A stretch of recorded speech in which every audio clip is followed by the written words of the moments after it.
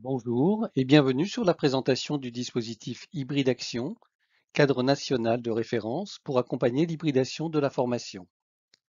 Hybride Action bénéficie d'un financement du ministère du Travail et du soutien de l'OPCO Uniformation. Dans le plan de transformation et de digitalisation de la formation piloté par la DGEFP, le FOD, Forum des acteurs de la formation digitale, a proposé de réaliser un dispositif sur le volet accompagnement des acteurs à la transformation digitale. Il a été co-conçu avec des contributeurs de l'ensemble de l'écosystème formation, OPCO, organismes de formation, centres de formation d'apprentis, têtes de réseau, associations professionnelles, branches professionnelles, lors d'ateliers de production suivis d'une phase d'expérimentation. L'objectif de ce projet était de concevoir et diffuser un cadre méthodologique de la transformation digitale et de l'hybridation de la formation au plus grand nombre, doter les financeurs et les structures de formation de règles partagées, déployer une offre de qualité sur le territoire. Ce travail s'est soldé par un dispositif, Hybride Action, une boîte à outils, l'Hybrid Box, et un kit de communication pour vous permettre d'essaimer la démarche et les outils. Voyons maintenant comment est pensée la démarche d'hybridation des formations. Pour créer la démarche d'hybridation des formations, nous sommes rentrés dans la peau d'une structure de formation et dans celle d'un financeur. Cela s'est soldé par 6 étapes, au cours desquelles les interrogations et outils se répondent entre les deux parties prenantes. La première étape consiste pour l'organisme de formation à poser un double diagnostic, un état des lieux sur sa capacité de transformation et sur sa maturité numérique. À partir de ce positionnement, il va pouvoir bâtir un plan d'action qui lui correspondra au mieux, qui prendra en compte ses points forts et l'amènera à combler ses failles et ses faiblesses. Les outils de diagnostic intéressent aussi les financeurs qui vont pouvoir adapter leurs appels à projets en fonction des items qui sont proposés dans ces diagnostics. C'est aussi une manière à terme de récupérer de l'information sur le niveau de maturité digitale des organismes sur un territoire, sur une branche professionnelle. La deuxième étape consiste à définir et écrire noir sur blanc ses objectifs et besoins en termes d'accompagnement. Là aussi, le financeur peut aller piocher dans l'ensemble des blocs et des items de l'outil de cadrage des besoins pour rédiger son appel d'offres, envisager ses critères d'exigence. La troisième étape concerne le financement. Il s'agit pour le financeur de proposer le cadre des financements possibles et pour l'organisme de formation de trouver le ou les opérateurs susceptibles de financer son projet. Quoi qu'il en soit, les deux parties ont à partager une nomenclature, une classification des financements qui peuvent entrer en jeu pour hybrider les formations. C'est aussi l'occasion pour le financeur de donner ses propres critères d'exigence pour être éligible à l'appel à projet. Puis c'est l'étape de la recherche de prestataires. Que le choix soit orienté par les financeurs ou complètement libre, il a semblé opportun de donner quelques conseils pour aider les organismes de formation à éplucher les propositions et poser les bases d'une bonne collaboration avec le ou les lauréats. Cinquième étape, la conduite même du projet concerne d'abord et avant tout l'organisme de formation. L'outil proposé est pensé à destination du chef de projet, mais nous avons parallèlement imaginé un outil de suivi de projet pour le financeur, car nous savons combien il est important que les deux parties fassent des points d'étape et sachent expliquer et comprendre les raisons d'un retard, d'une bifurcation éventuelle du projet. Nous savons tous que quand nous parlons d'innovation et technologie, l'agilité doit être le maître mot de la réalisation et du suivi du projet. Enfin, l'étape d'évaluation, la sixième, permet à l'organisme de formation de faire un bilan de la réalisation de sa transformation numérique et au financeur de voir comment son accompagnement a permis de faire évoluer l'organisme de formation concerné et l'offre hybridée de formation sur son territoire dans sa branche professionnelle. Maintenant que l'on a parlé de la démarche, détaillons ce que l'on trouve dans le dispositif Hybride Action. Une boîte de 13 outils, l'Hybrid Box, à destination des structures de formation et des financeurs de l'innovation pédagogique. Un guide de lecture qui contextualise la démarche, balaye les outils et donne quelques conseils d'utilisation de ces derniers. un glossaire d'une cinquantaine de termes spécifiques à l'hybridation de formation, termes que vous allez trouver dans l'ensemble des documents et outils. Des témoignages d'organismes de formation à différentes étapes de la transformation numérique de leur formation, un témoignage d'OPCO expliquant comment il s'empare de l'HybridBox dans ses appels à projets, un kit de communication avec diaporama sonorisé que vous êtes en train de faire défiler, un 4 pages sur la démarche, un schéma des 6 étapes.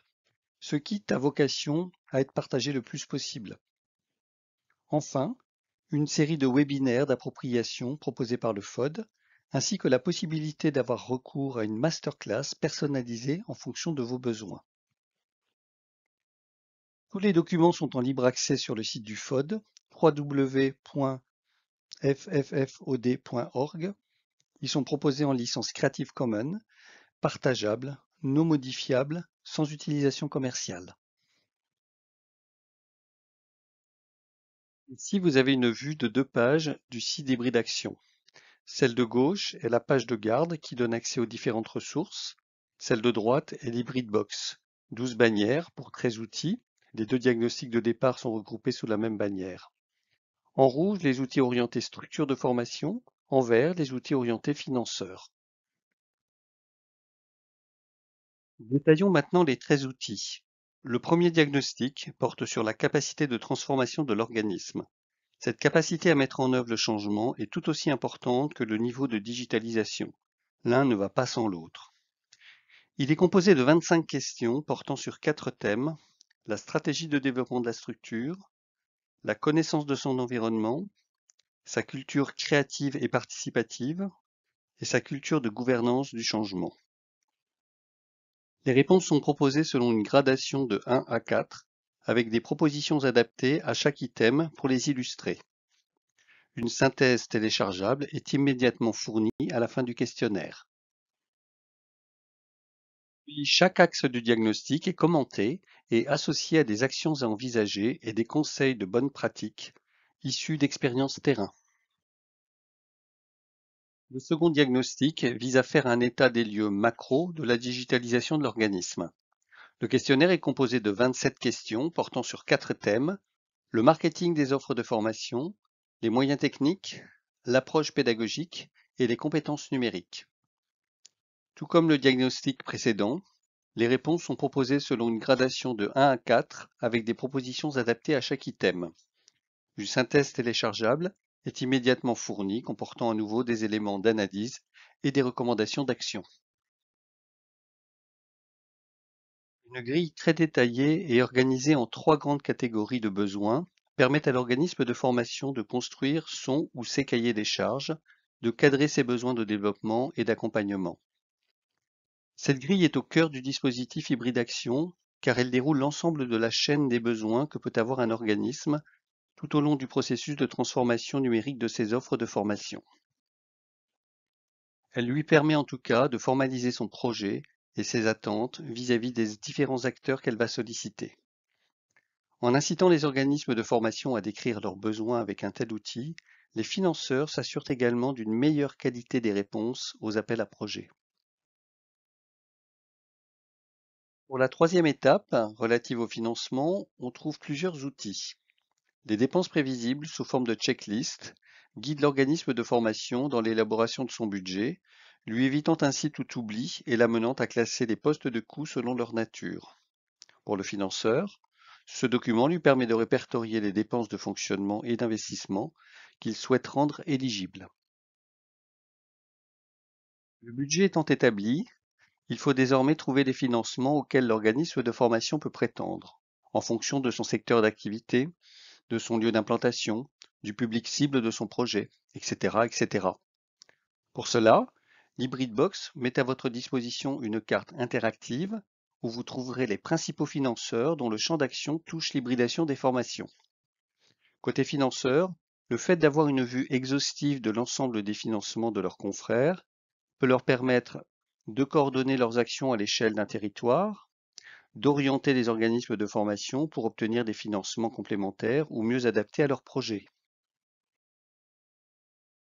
Si chaque appel à projet est bien sûr différent, les orientations qui sont données les contraintes qui sont imposées prédéterminent les réponses des organismes. La fiche de bonne pratique, formulée sous forme de questions, est le fruit d'expériences vécues par des régions, des OPCO, des branches professionnelles, et peut amener les financeurs à construire et orienter leurs propres appels à projets. Une fois les réponses collectées, le financeur instruit chaque projet. Une grille d'évaluation est proposée dans les Breedbox. Même si elle devra être adaptée à chaque appel à projet, elle permet d'aller au-delà des seuls critères techniques et permet par exemple de constater la cohérence du projet avec la stratégie de l'organisme de formation, avec ses moyens et ses ambitions, et d'évaluer la méthodologie ou la capacité de cet organisme à mutualiser ses résultats, ses productions. Nous passons maintenant à la quatrième étape, la recherche de prestataires. Pour l'organisme de formation qui en aura sollicité, l'analyse des réponses obtenues peut s'avérer complexe. La grille d'évaluation proposée comporte 5 grandes parties que l'organisme complétera en fonction de la nature de sa demande. Si l'organisme est soumis à une procédure d'appel d'offres, il est alors conseillé de formaliser cette grille en amont afin de préciser les critères d'évaluation des réponses dans le CCAP, c'est-à-dire le cahier des clauses administratives particulières. Étape 5, celle de la gestion du projet. Un guide a été conçu pour accompagner les chefs de projet dans la mise en place des instances nécessaires et dans la gestion des temps, des niveaux de mobilisation des équipes selon les étapes du projet. Grâce à ces tableaux, le ou la chef de projet pourra quantifier le temps homme nécessaire et faire prendre conscience des impacts organisationnels auprès des différents acteurs, parties prenantes du projet. Le guide apporte également quelques recommandations en matière de communication et d'accompagnement au changement. Sixième et dernière étape, derniers outils. C'est lors du bilan pour l'organisme de formation.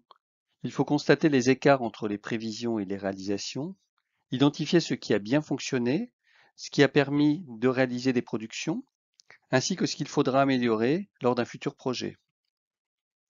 Côté financeur, il est utile d'instaurer un dialogue autour du projet. L'échange peut être construit à partir des grandes étapes de ce dernier et renouvelé à plusieurs reprises, au moins à mi-parcours et à la fin. Quelques propositions du FOD pour accompagner la prise en main du dispositif. Le kit de communication, téléchargeable sur le site. 2 webinaires de présentation, où vous pourrez poser toutes vos questions. La création d'une communauté pour échanger sur vos bonnes pratiques, repérer des besoins particuliers. L'objectif étant de se retrouver environ tous les 3 mois. L'organisation de masterclass sous forme de prestations à la demande si vous souhaitez aller plus loin, avoir un accompagnement personnalisé par rapport à des besoins particuliers. Vous souhaitez adhérer à la communauté ou organiser une masterclass? Eh bien, contactez le FOD par mail à contact@fffod.fr. Merci de votre attention et à bientôt.